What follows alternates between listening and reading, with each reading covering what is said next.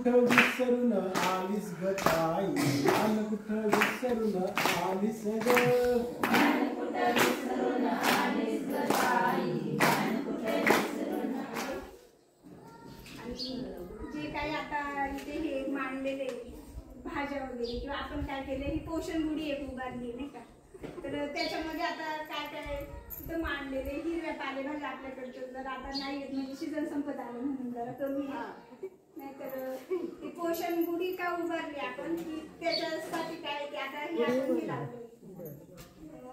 शेवग्याचा पाला लावलाय नाही का, त्याच्यापासून पण एक भाजी बनवतोच ना शेवग्याच्या पाल्याची भाजी माहिती आहे ना सगळ्यांना, शेवग्याच्या पानांची भाजी ते खूप पौष्टिक आहे, कधी कधी अंगणवाडीच्या आहारातून वापरलं जातं खिचडी भातामध्ये नाही का. आणि अजून काय आता हे काय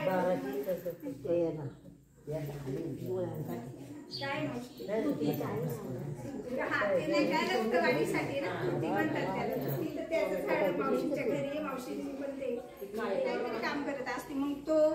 आर कोण बाळ खातं किंवा अजून घरातली कोणी जरी व्यक्ती खातं पण तो आर तिच्या म्हणजे गरोदर माता किंवा स्तनदा मातेच्या पोटातच गेला पाहिजे, म्हणून तो आर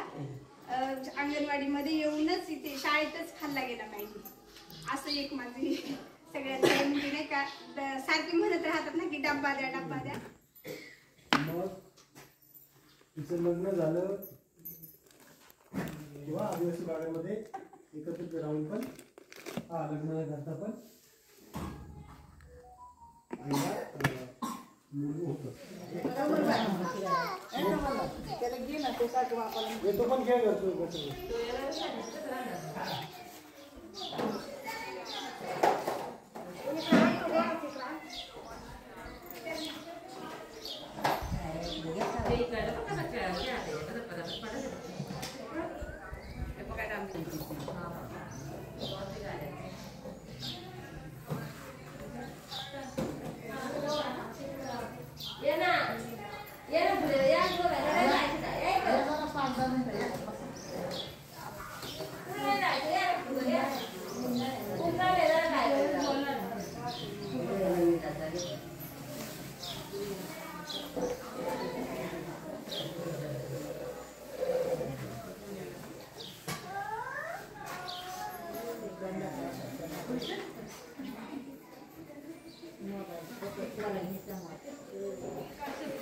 वाढते कुरडूची भाजी असते बघा, त्याच्यातून पण मुतखडा आजार होणार नाही तो ती भाजी जर आपण खाल्ली तर.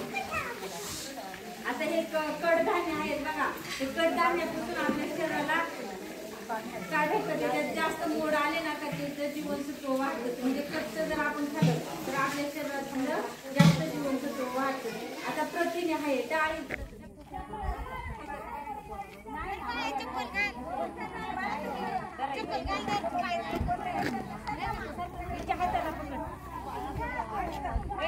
हाताला पकड दीदी,